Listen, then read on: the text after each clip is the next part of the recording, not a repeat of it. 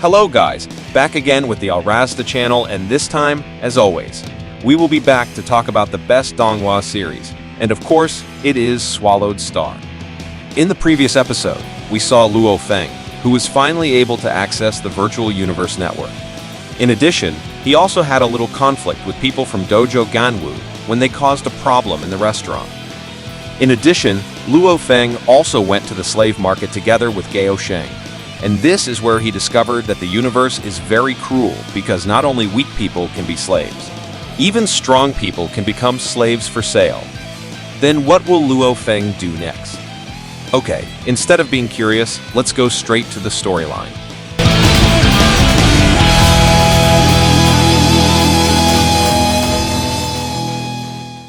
Still located in the area around the slave market, which is a location where one can get slaves from various races and tribes in the universe. And among the people who come to make buying and selling transactions in that place, we will also be shown again Luo Feng, Gao Sheng, and Salsa, who are looking around the area. On their way, they saw a group of slaves who came from the same family as Salsa. And not only that, Salsa even recognized these people.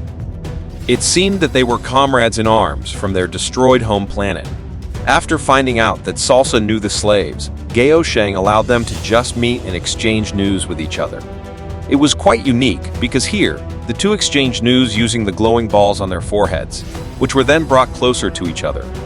After giving each other news, Salsa then told several events that caused the Meng tribe to become slaves, like now. After their planet was blown up using a bomb, in the end, the surviving remnants of the Meng tribe had to become a slave race and would continue to be designated as a slave race, and it would last for generations. They are also forced to continue producing in the slave planet area, and their children will also become slaves, which in the end only becomes a field of exploitation for the owner. It was also known that members of the Meng tribe who became slaves would be sold in groups to the same person. Luo Feng also really didn't expect that there was a special place that was used as a breeding ground for slaves. It was really terrible in this universe. Yes, what else could Luo Feng do? Because it was undeniable that the slave trade industry was a very profitable business. And according to Gao Sheng, for some weak human races that can't even give birth to a star-level warrior, it would be normal if they became slaves in the universe. At the same time, a female alien also appeared, and she was the one who had bought the group of slaves from the Meng tribe race. The master owner here seems to be doing bad things to his slaves. But unfortunately, neither Luo Feng nor Gao Sheng could do anything because there was no way to break the contract of the sold slave. While clenching his fist hard, Luo Feng also expressed a bit of anxiety regarding the Earth, which had the good fortune to have been an ownerless planet for so long. And it could still continue to develop until it was as strong as it is today. This visit to the slave market also made him realize why Hong was so worried about the Earth's condition after the aliens' attack. Of course, because if the Earth was eventually encountered by an extremely powerful entity from the universe, then it was certain that the fate of the Earth people would be the same as that of the Men tribe. And of course, Luo Feng would not allow such a thing to happen. Afterwards, Luo Feng said goodbye to Gao Sheng because Luo Feng intended to visit a place, and before the two parted to see if there was anything later, Gao Sheng also suggested that Luo Feng meet him through the virtual space of the universe. After realizing the order of the universe, Luo Feng then intended to make the Earth and himself even stronger than they are now. Earth's own human race did not have strong ancestors and had never even stepped into the universe. Therefore, as the first person who can explore the universe, Luo Feng will pave the way for the Earth so that, in the future, no aliens dare to offend his place of residence. Luo Feng here also revealed to Babata his goal, which was to strengthen the Earth as well as himself. But to be able to realize this, what Luo Feng really needs now is a lot of money. To be able to get a lot of money, Luo Feng has very valuable objects, including the corpses of the immortals contained in the Huyan Bo mothership, and the mixed red copper that is targeted by the domain ruler level beings. But if the universe found out Luo Feng had it, then there would be tremendous bloodshed, so selling it was tantamount to suicide. So the only items Luo Feng could sell for now were his heaven forbid shuttle and arc blade. Since Luo Feng used the Heaven Forbid shuttle more often in battle, he would intend to sell the arc blade only. And then, together with the Babata, Luo Feng went to a well-known weapon shop.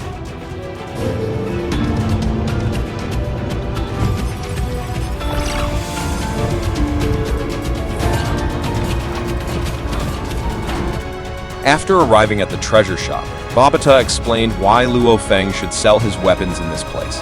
It was said that there wasn't a large supply of mental weapons inside this shop, and that was why selling mental weapons in this shop would make more money when compared to Luo Feng selling them to a shop specializing in selling mental weapons. On the other hand, the proceeds from selling the arc blade shouldn't be able to improve Luo Feng's golden horn body quickly. That's why Luo Feng would use the money from selling the arc blade to upgrade his clone body only, so that his human clone body could rise to star level. And after that, Luo Feng would go to the Galactic Bank to take Hu Yanbo's first relic inheritance stored inside the bank and use it to upgrade the golden horn body. At the same time, the treasure shop salesman also appeared, who would help Luo Feng make the transaction. 请问有什么需要帮助？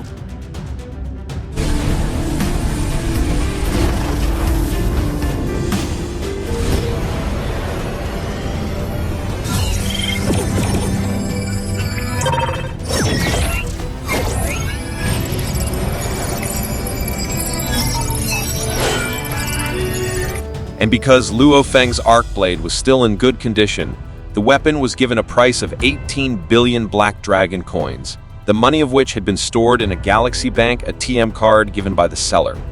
In addition, Luo Feng was also given a store member card. With this card, Luo Feng would then get a 9% price discount when he transacted at this store. The 18 billion Black Dragon coins were quite a lot of money, just like Luo Feng's previous plan, where he would use this money to make his human clone body stronger. At his current level, according to Babata, the treasure that Luo Feng really needed was Jade Marrow, and that treasure was also found in this treasure shop. And of course, in accordance with Babata's advice, without lingering, Luo Feng bought 30 kilograms of Jade Marrow, which was priced at 270 million Black Dragon coins. By consuming the Jade Marrow, within just 1 week, Luo Feng could raise his physical body to the 7th level of Star Traveler. Meanwhile, in terms of mental strength, Luo Feng could rise to the level of a first-level star, and the rest later Luo Feng would give to Hong and the Thunder God. Next was to strengthen the Earth, because Luo Feng needed some time to become strong. During these times, Luo Feng needed a guardian who was stronger than him to guard the Earth temporarily. And suddenly, Luo Feng was back at the slave market. Luo Feng told the salesman that he wanted to buy a star-level slave. The words that Luo Feng had just said instantly made him the center of people's attention. How could it not be the center of attention if the one buying just looked like he had a lot of money? 这边请。有，这边请。这边请。 Luo Feng then entered a room, and from the several slaves he was looking at, there were several price lists, including a level 5-star level warrior priced at 80 million.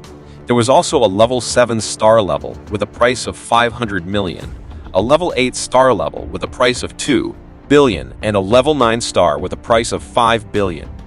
From the list here, Luo Feng saw the Black Meng race, and according to Babata, that race would be the right choice for Luo Feng because this one race had the best quality among the slaves for sale. Hence, without further ado, here Luo Feng directly bought 3 5th level star level mental master warrior slaves, the Black Meng race. Then 3 7th level Stro Traveler level mental master fighters, Black Meng race, while asking the salesman to continue to record the order because the salesman looked confused because the one shopping for him turned out to be a very rich person. Still shopping for slaves, Luo Feng also put in 5 1st level star level warriors and 5 1st level star level mental warriors. And as his army of warriors, Luo Feng also bought 1009th level Star Traveler level mental master slaves. Luo Feng's huge order made the salesman stop being happy. It was indeed worth it to serve Luo Feng. 我会再选几个种族。记下来。 Here, Luo Feng also asked that the 1000 warriors he ordered be of the same race, the Black Meng race.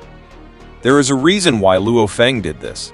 Luo Feng himself would ask the Black Meng race to protect the Earth.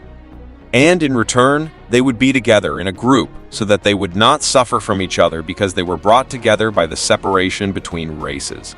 After accumulating, the total money Luo Feng had to spend was 5 billion Black Dragon coins. Before the transaction, Luo Feng asked the seller to send the slave he ordered to the parking station, and they would transact at that place. But before sending over 1,000 slaves to the station, Luo Feng was asked to see the slaves first. And then Luo Feng was taken to a room that looked a bit dark, where there were already 1,016 warriors from the Black Meng tribe, which, from now on, would continue to follow Luo Feng to his death. This was the latest army of the universe that would henceforth be the guardians of the Earth. 绝对得胜，随您调遣，16名奴隶会誓死追随您。 After completing his duty to strengthen the Earth, according to Babata, there was actually one last thing Luo Feng had to do. And that was to enroll as a student of Dojo Ganwu, as that was also part of Huayanbo's request. The Ganwu Dojo was the only official institution to teach training to warriors. And it was very useful for Luo Feng, who was still too weak in the universe. After joining the Ganwu Dojo, he could also get a clear background, which would be very beneficial for Luo Feng if, in the future, he wanted to do business in the universe. But unfortunately, before he had a chance to do the landing, Luo Feng received a message that the spaceship carrying his thousands of orders was ready to leave for the port station. Therefore, without lingering, Luo Feng went straight to the place.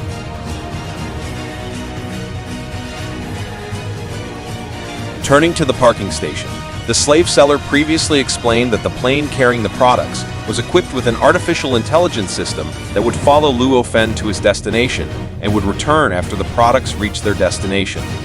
And then everyone departed.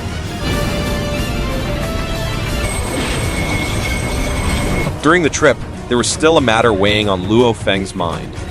Indeed, he has now established a contract with the universe. But he still didn't want to expose the coordinates of the Earth before it really became strong. Therefore, Luo Feng currently needs a second base that he can use as a place to receive packages from the universe and a place to communicate with the universe that exists outside the Earth. For this problem, Babata already has a solution. There was a planet 11,000 light-years away from Earth that could be used as a transit warehouse to receive packages. And that was the planet Bei Lian. And Babata immediately set the location so that they would be next.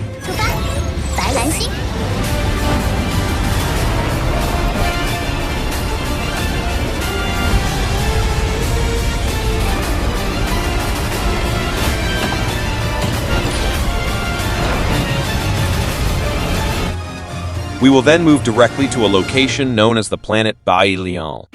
This is a not-so-large planet that falls under the rule of the Silver Blue Empire.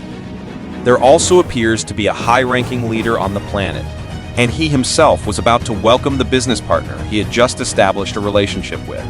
And who else could it be but Luo Feng? The director felt that he should personally welcome this business partner, because he was a citizen of Black Dragon Mountain who almost never visited the planet. Considering that the citizens of Black Dragon Mountain were rich, especially since one Black Dragon coin alone was worth 1,000 silver coins, the director felt that the business he was doing this time would bring huge profits. Not long after, a gold-plated ship appeared, unloading 1,000 bodyguards who lined up neatly.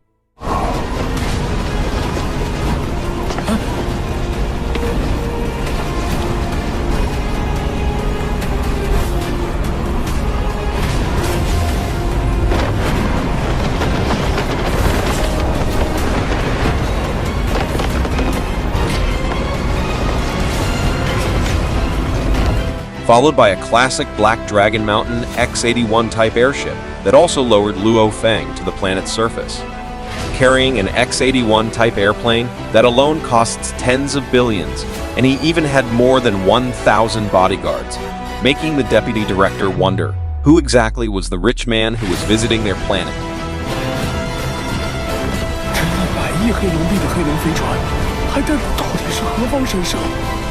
Greeting Luo Feng respectfully, the director then introduced himself as Bart, the person in charge of the Bawi Lion Planetary Warehouse Base, and his partner, Bart 2. Bart 2 respectfully thanked Luo Feng for visiting the planet. Babata also explained that the two people who were saluting Luo Feng were the director and his deputy, who had a high position on this planet. Of course, this made Luo Feng confused. Why would high-ranking officials like them come directly to welcome him when Luo Feng just wanted to do business? And of course, this was because Luo Feng was a citizen of Black Dragon Mountain. Unlike the super prosperous Dragon Star planet, this Bailian planet was a backward planet under the Silver Blue Empire. And that's why they respect Luo Feng so much, Babata said. After the welcoming session, Luo Feng was then escorted to the warehouse location that he had previously booked.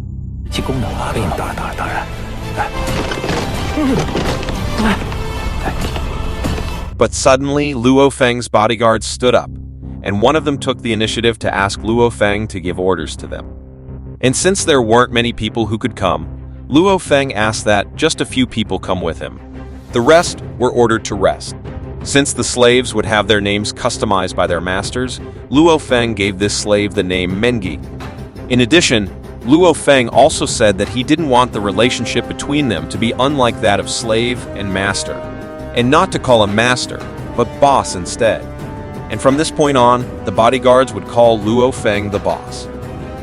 别把我当成奴隶主，以后不要叫我。好，主人，要喊老大。是，主，老大。In the other direction, the director and his deputy felt that this particular business partner was quite special, and so they all left for the warehouse location.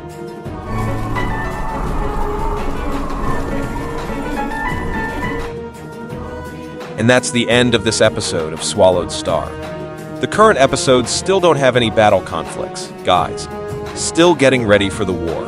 Maybe next week, just enter the battle conflict. And that's all from me. Thank you to those of you who have watched until the end. Click like if you like this content. And the last word from me, bye. 最终存在，我们必须快速进化。那有没有一种可能，他们尚未发现地球？难道要再次重启人类传承计划？像你这样的冒险者吗？我们对他几乎一无所知，才能磨砺出强者。仅凭我一个人是无法让地球人崛起的。强者，卢峰，出事了！竟然有这么多宝贝！家族一向注重。我这里有个计划，需要各位帮忙。